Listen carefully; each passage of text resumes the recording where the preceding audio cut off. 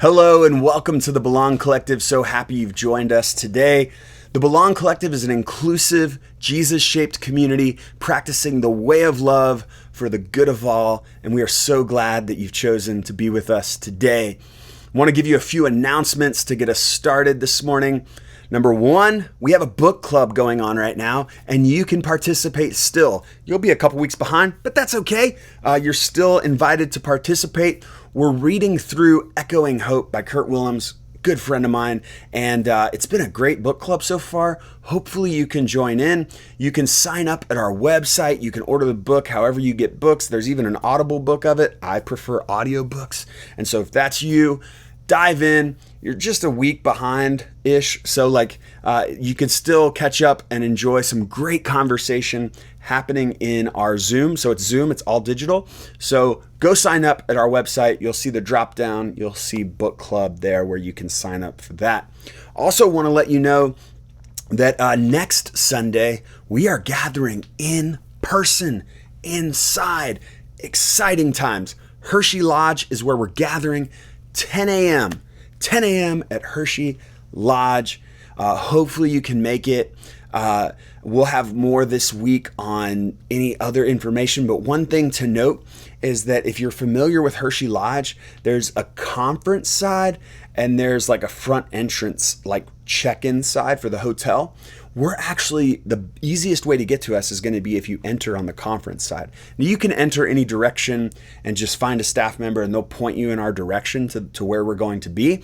But the easiest way to enter is on the conference side. So I think maybe now I'm flashing up probably a map over here that's got an arrow or something going on that shows you exactly which side of the building that is and which side of the road.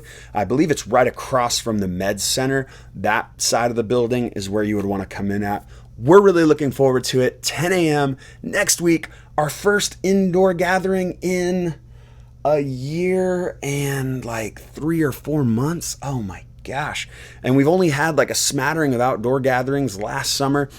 So this is exciting. This is going to be a celebration. I hope you're there. I hope you're able to make it. It's going to be a fun time. Also want to let you know we're doing pre-orders for a new shirt, a new Love Belongs to Everyone shirt. Hey, it is Pride Month and we are an affirming church. And so we participate in that. We believe that God loves all people and God includes all people and that all people belong. And so with this shirt that we're selling, you can go to our website. We have a store there. You can buy this shirt. You can also buy this shirt. We still have some of these left. But anyway, if you buy this shirt, the profits off of this shirt will go to Q Christian Conference. We're going to try to send people there in January. It's a conference I've been to multiple times. I've even spoke at.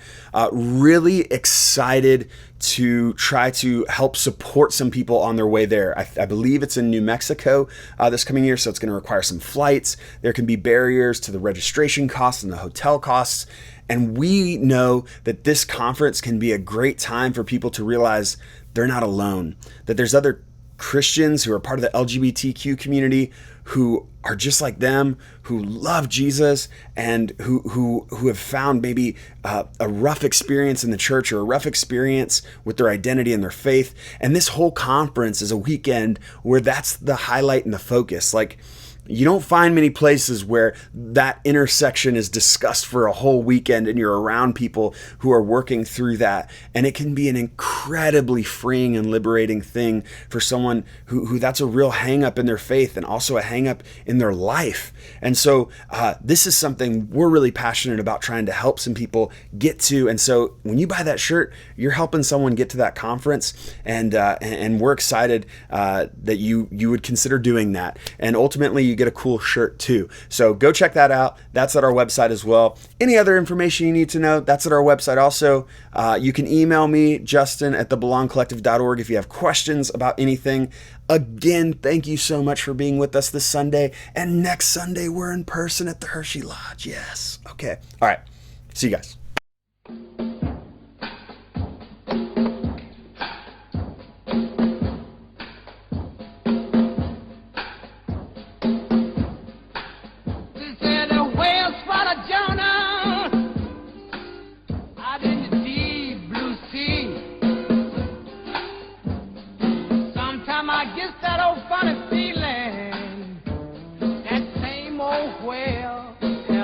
me.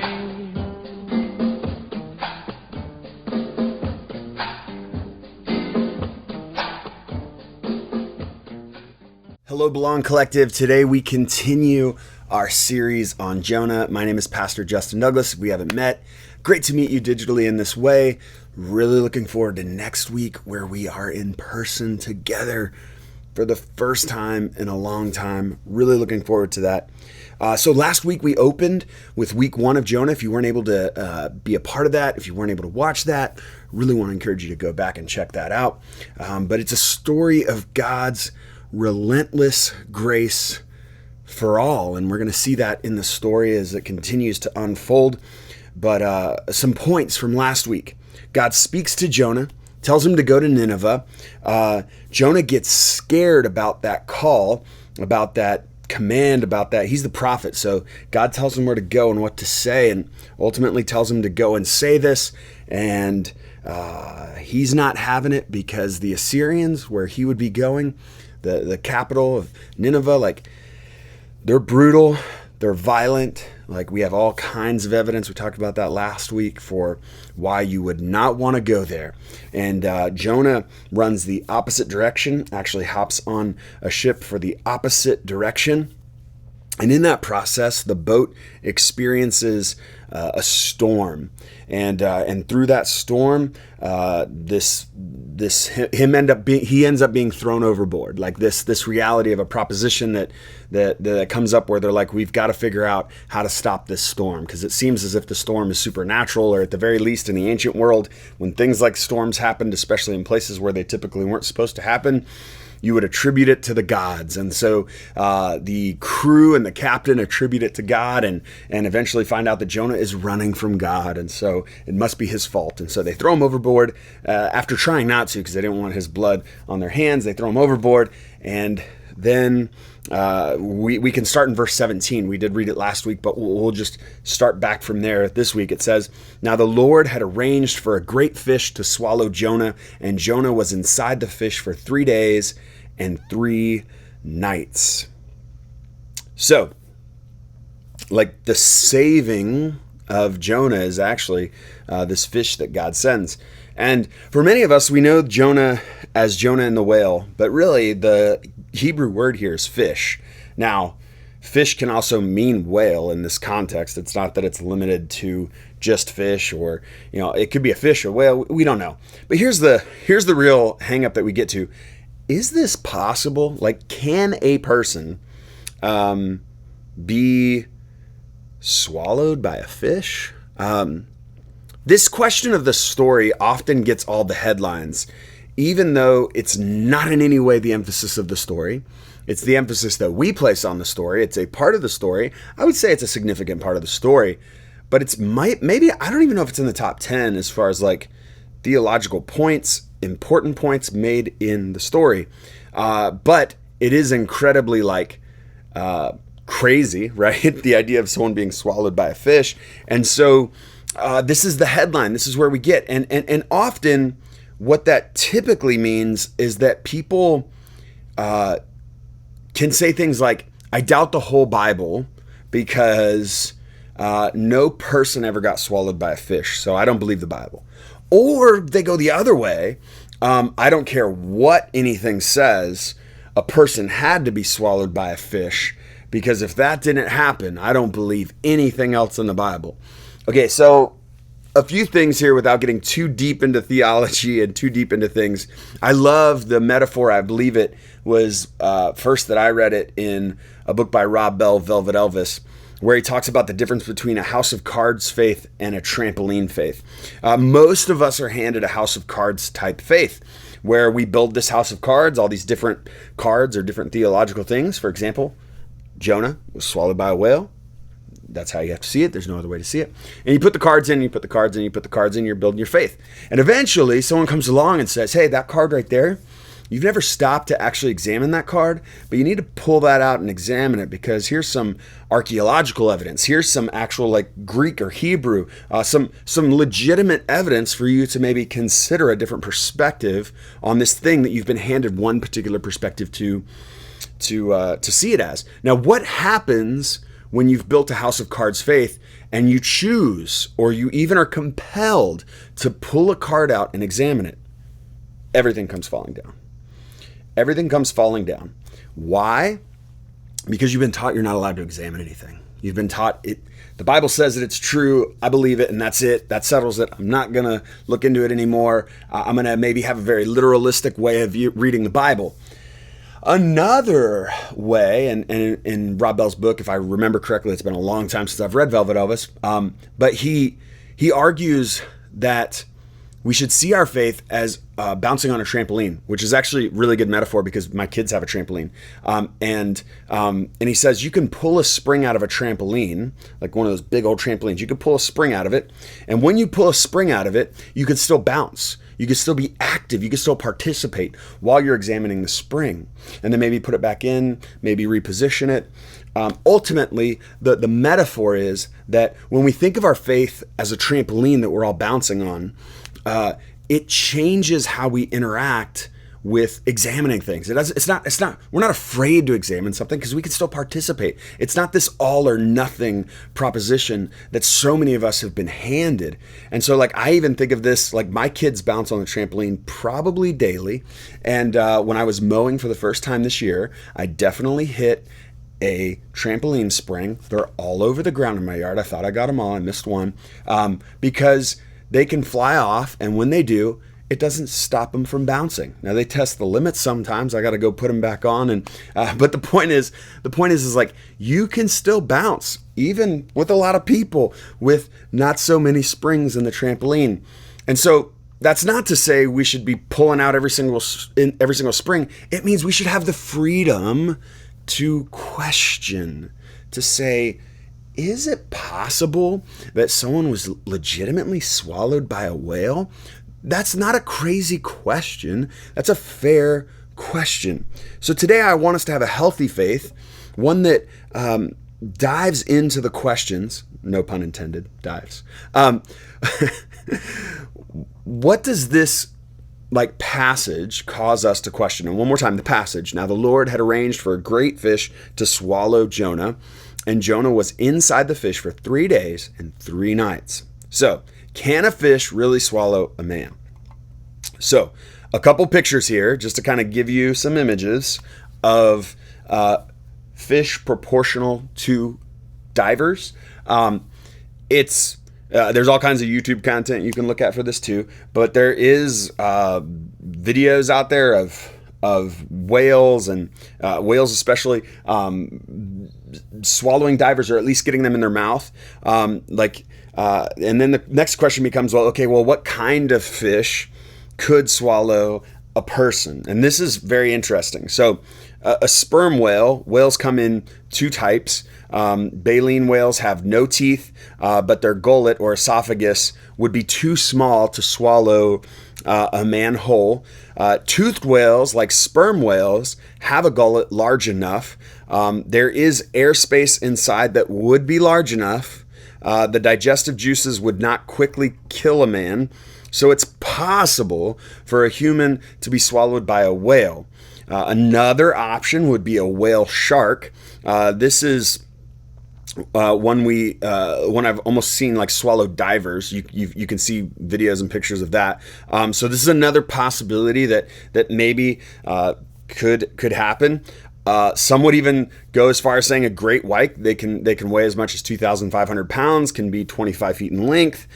They've been known to swallow dolphins and humans even whole. The digestive tract can accommodate a person, or at least potentially accommodate a person.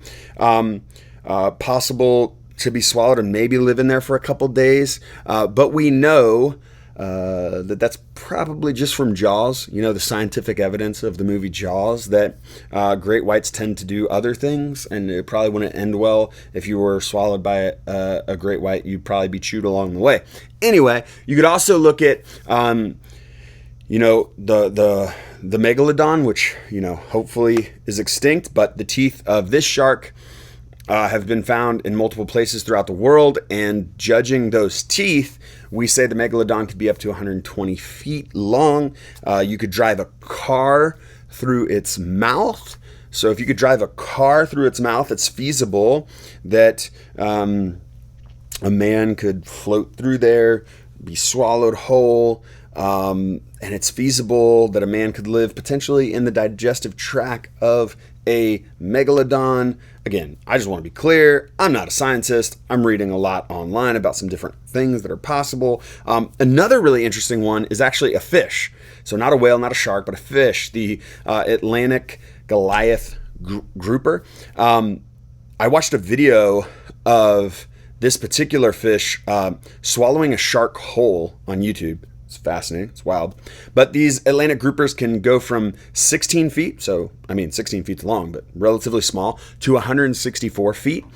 So imagine the possibilities with that. That would be pretty massive fish that could swallow you. And again, the conditions could potentially be a place where life could be in somewhat sustained. Now, I'm not saying that any one of these fish is more likely than the other. I'm just trying to say there's some potential scientific possibilities for an individual to live inside of a fish of some kind, right? Now, the next question becomes, could a man survive 3 days and 3 nights? Because that's a long time to be inside an animal, inside a fish like this. Most of us, when we process that time, 3 days and 3 nights, we immediately think 72 hours because for us, the way we operate with time is very different than the way the Hebrews would have operated with time. A few points on that. First, when does a day start for us? Well, a day starts in the morning. Well, when does a day start for the Hebrews? It starts in the evening. Even when you read Genesis 1, it reminds us over and over again, it was evening and morning the first day. It was evening and morning the second day.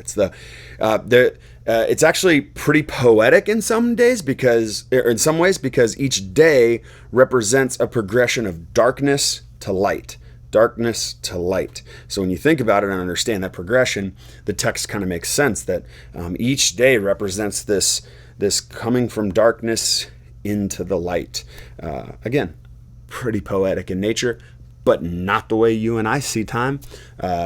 Days click over while we're most likely sleeping unless we're night owls, right? That's kind of how our time works, not how the Hebrew time worked. So let's just say Jonah's swallowed by the fish and it's 7 p.m.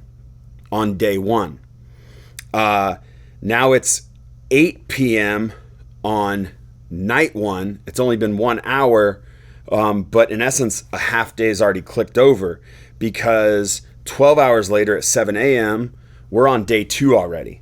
So you just cut off a bunch of hours there that you and I, when we think of 3 days and 3 nights, wouldn't necessarily have to be that. So say by 8 p.m. we're on night 2 and we're only 24 hours in. 7 a.m. day 3, 36 hours in. 8 p.m. night 3, 49 hours in, spit out by fish. Well, you could therefore make a case that Jonah, from a Hebrew perspective, which this is written in a Hebrew perspective, 3 days and 3 nights could be in a 49-hour period.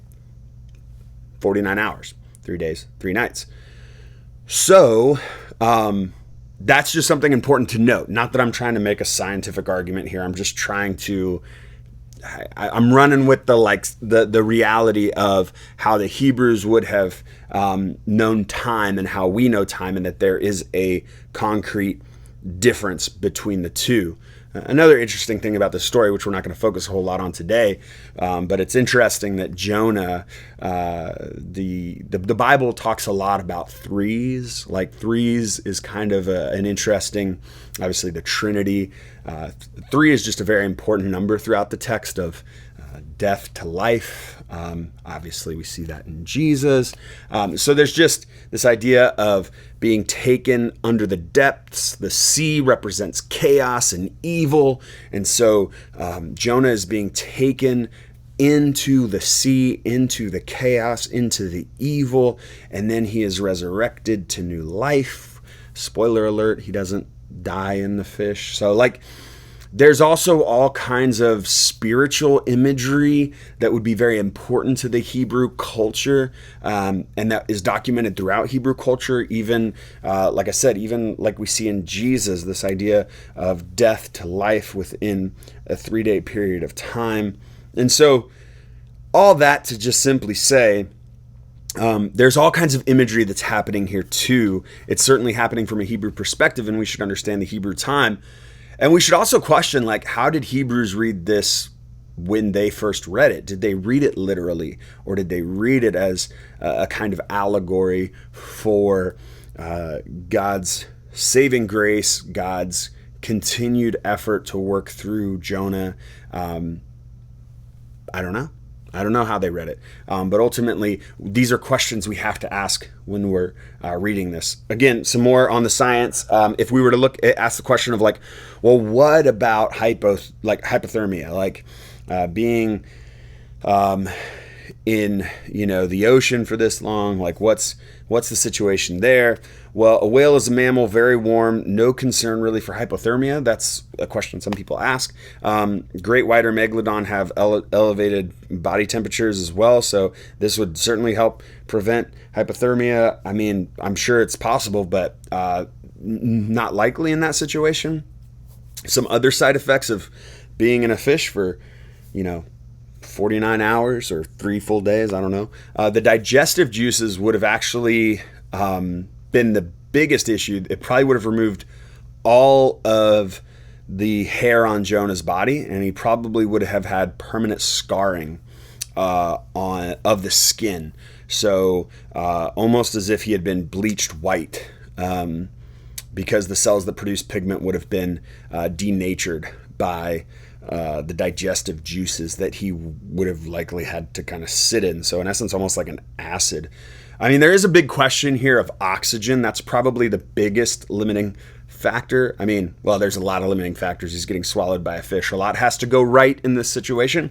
But oxygen might be the biggest issue, especially with some of these fish having the issue of like lots of methane gas, digestive gases come into play, inhaling that. How much can you actually inhale of that before it has severe consequences? So it's possible, maybe, I don't know. And then it's fun to imagine it, right? Like, it's fun to just imagine. It's like, it's possible. That's an interesting story. And so for some of us, like, we have to have the answers. Like, we're just those types of people who are like, I got to dive in and do the research and know how I can prove that Jonah was swallowed by a whale. And if you're that person, awesome. Maybe some of what I said was intriguing to you. And if you're the person who's pulling your hair out, but I'm talking about all the ways that Jonah could have possibly been swallowed by a whale, saying, you're missing the point. I get that too. I get both of you. I get both sides. Like, because I feel like I straddle both those worlds. There's times where I want to dive deep and learn all the details of how it could be, like, taken literally, and then there's times where I'm like, look, this is clearly not the point of the story. The point of the story is something so much bigger. Let's not miss that. So the truth is, like, I don't know that we'll ever know, and it could be that the whole story again is a myth to communicate this larger truth. And it could be that God intervened in a supernatural way, like that this isn't something that we should be thinking about in a natural sense, that could Jonah be swallowed by a whale? It could just be that God said, I'm going to defy the natural order of things momentarily to save Jonah in this supernatural way. Now, we spent a lot of time here, but sometimes I feel like we are so focused on the brushstrokes that we miss the painting. Yes, a fish or a whale is fanciful and odd and brings about all kinds of questions to the story. But there's a larger truth being told in this story that really doesn't have much to do with the fish. And the fish part of Jonah, like I said earlier, might be the 10th thing that's interesting about this story. So I'm going to say this. Don't miss the picture, the painting for the brushstroke here, okay? We're going to continue on with the story of Jonah. And what I don't want you to do is be so hung up on this fish that you can't absorb the truth that it means for us even today.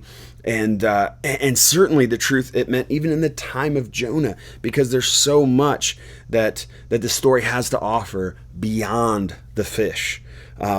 So let's pivot and talk about Jonah. So he hears the voice of God. He runs from God. He encounters a storm. He's tossed overboard. He's swallowed by a fish. Now what? Well, we could probably all agree that if we ever found ourselves in a situation where we were swallowed by a whale, we would probably all call this situation rock bottom. Am I right? Rock bottom. I think Jonah has found himself at rock bottom. What does Jonah do when he hits rock bottom? We're about to find out. And this is in some ways one of the important focuses of the story. Like, what's his response in this moment? Here's what verses 1 through 6 in chapter 2 say about what Jonah did. Then Jonah prayed to the Lord his God from inside the fish. He said, I cried out to the Lord in my great trouble, and he answered me. I called to you from the land of the dead, and Lord, you heard me. You threw me into the ocean depths, and I sank down to the heart of the sea. The mighty waters engulfed me. I was buried beneath your wild and stormy waves. Then I said, O Lord, you have driven me from your presence, yet I will look once more toward your holy temple. I sank beneath the waves and the waters closed over me. Seaweed wrapped itself around my head. I sank down to the very roots of the mountains. I was imprisoned in the earth, whose gates lock shut forever. But you, O Lord, snatched me from the jaws of death. Snatched me from... This is a very poetic picture, and there's all kinds of imagery here about the sea being this place that represented chaos and death. You see it all throughout the Old Testament, all throughout the Hebrew Scriptures, that the sea represents death and chaos. And so Jonah is continuing on in that reality. He's talking about sinking below the waves. He's talking about all this imagery of the depths, right? And needing saved in this moment. And what I would say is, like, point number one. So rock bottom forces us to cry out. Rock bottom forces us to cry out. And we see this on display in Jonah. Even if we didn't believe in God, right? Even if we were running from God actively, what's wild is I know people who don't believe in God and who are going through a rock bottom moment, and it pushes them to call out to something they don't even believe in. Because when we hit rock bottom, we'll look anywhere for help. And Jonah is doing just that, crying out to God. And for some of us, we hit rock bottom because of our own poor choices that have got us there. We've been running. We know the right direction and we go the wrong direction. For others of us, we hit rock bottom because life throws something at us. But crying out and praying while finding ourselves at rock bottom is a great place to start. What happens next in Jonah's prayer? As my life was slipping away, I remembered the Lord, and my earnest prayer went out to you in your holy temple. In the moment of being in rock bottom, Jonah is reminded that something bigger than him exists. So rock bottom reminds us that something bigger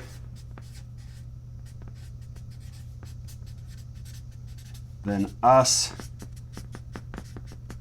exists. Something bigger than us exists.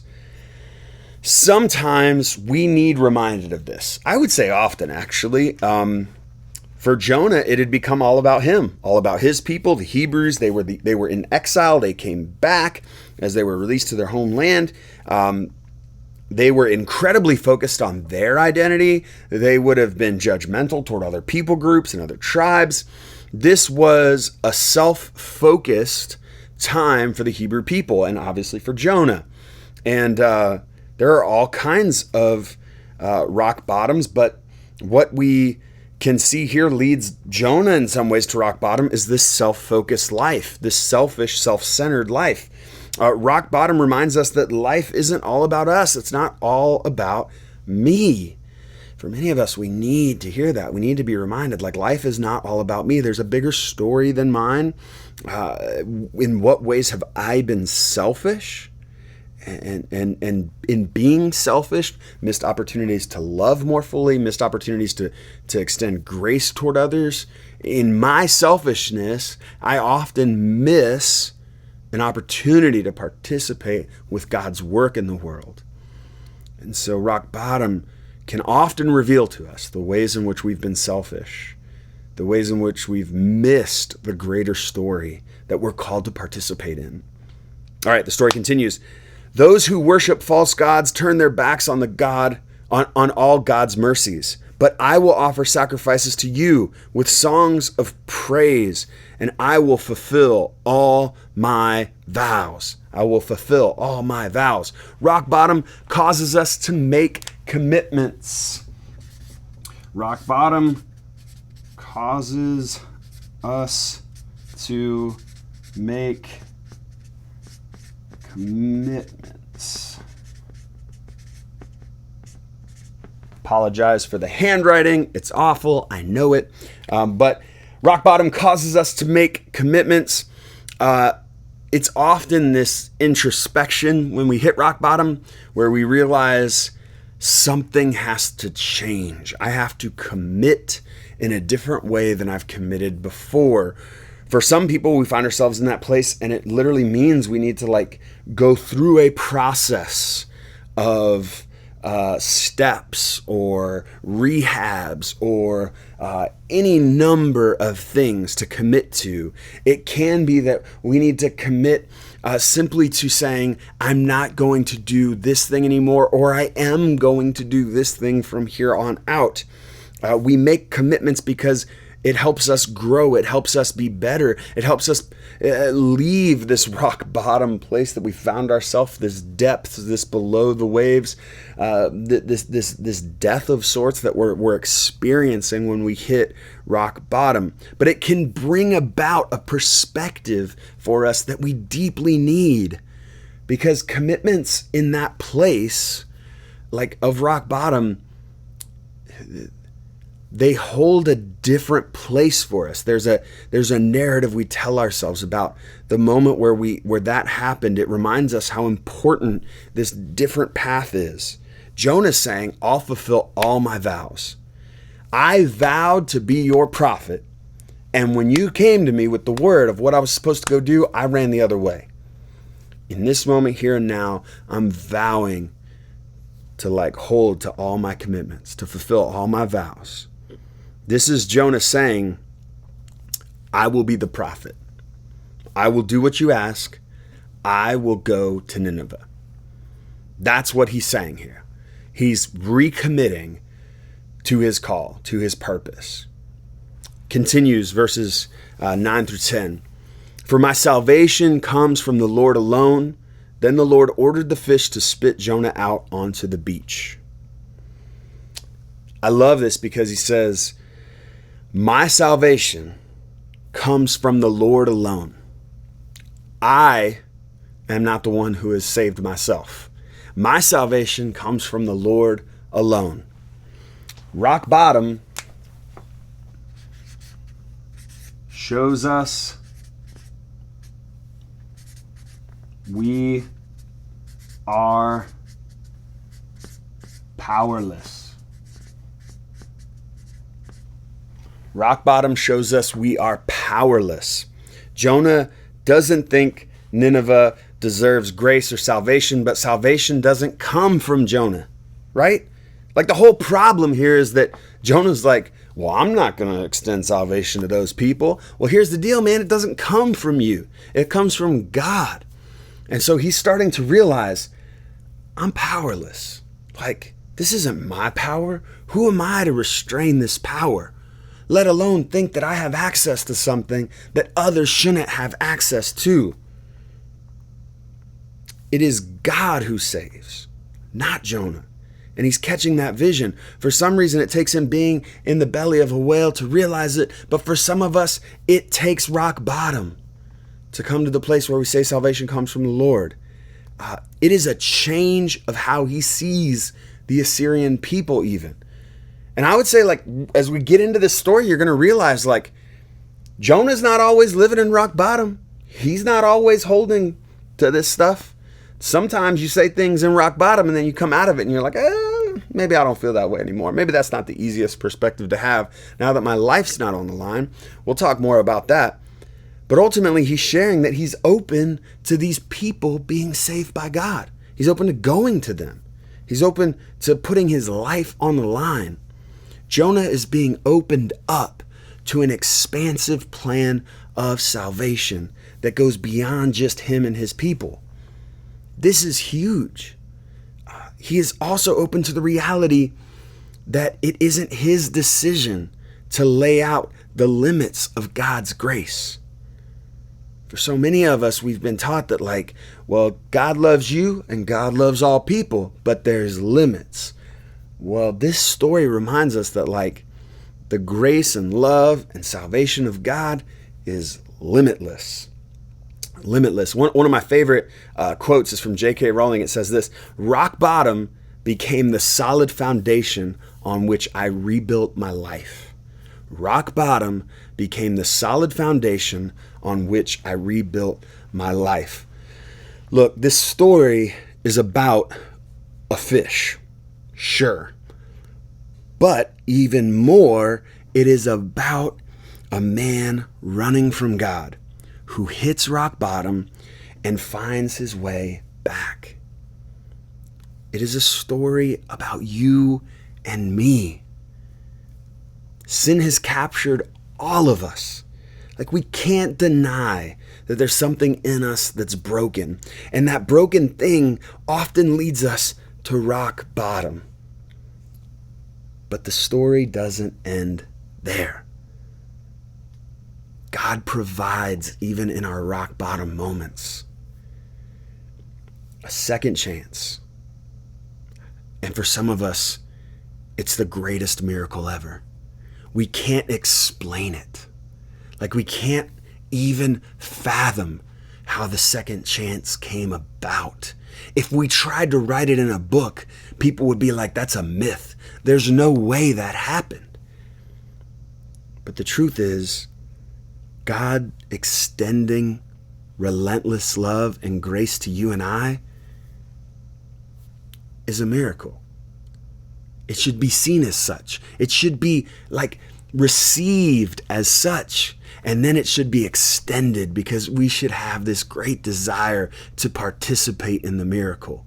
Not to explain it and dissect it and be like, how did it happen? Let's break it down. No, let's receive it in the middle of our rock bottom moments. And let's go out and find other people who are in those rock bottom moments who need that same thing extended to them.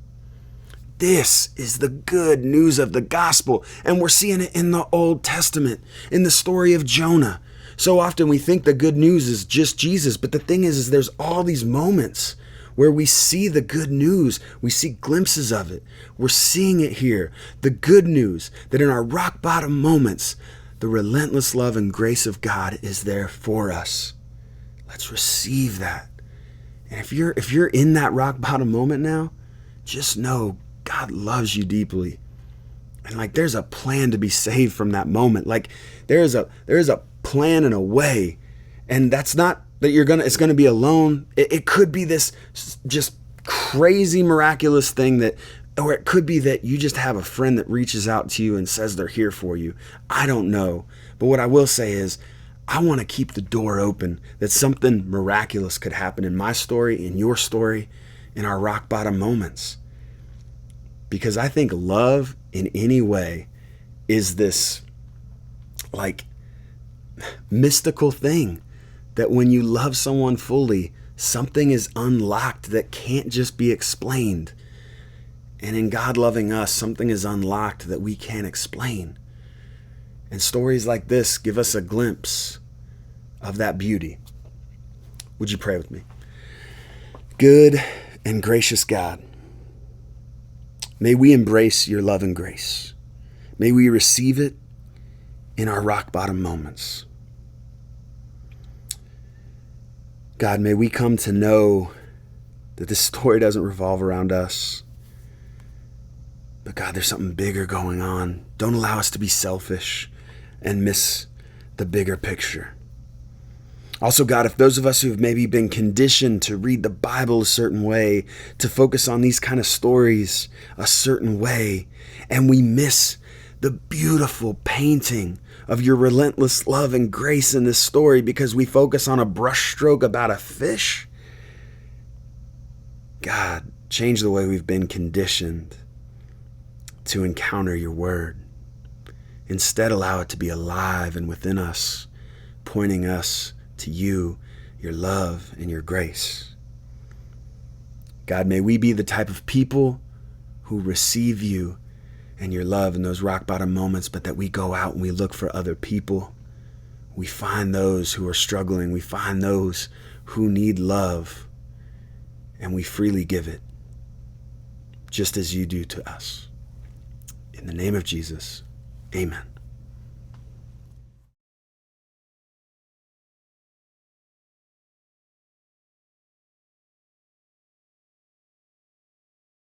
Hey, Belong Collective, I can't believe it, but today we are 2 years old. That's right. Today's our birthday. We're 2 years old. Eat some cake today? I don't know. Have a cookie? We're 2 years old. We made it. We're a toddler now? I don't know. But the point of the matter is, 2 years ago, I would have never guessed we would have gone through everything we've went through as a community in such a short time. And we're still here. And next Sunday, not this coming Sunday, but next Sunday, we're going to be meeting in person again. There's so much excitement on the horizon. And I just wanted to say to you, happy birthday, because you made this possible. And I, as your pastor, am so incredibly thankful for each and every one of you. And I'm so looking forward to next year when we're 3 years old and all that we've accomplished in that time frame. Love you guys. Have a great day.